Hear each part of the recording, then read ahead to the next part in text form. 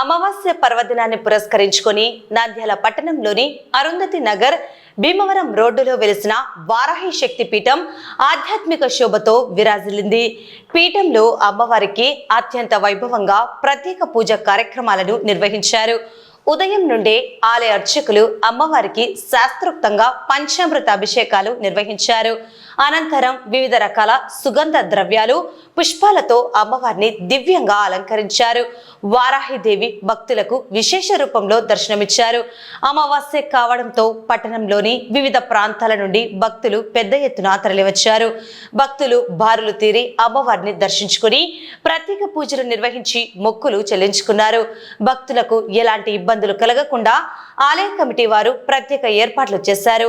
నంద్యాల పరిసర ప్రాంతాల్లో వారాహి శక్తి పీఠం ఆధ్యాత్మిక కేంద్రంగా మారుతోందని, అమావాస్య పూజల్లో పాల్గొనడం వల్ల సకల దోషాలు తొలగి శుభం కలుగుతుందని భక్తులు తమ విశ్వాసాన్ని వ్యక్తం చేశారు.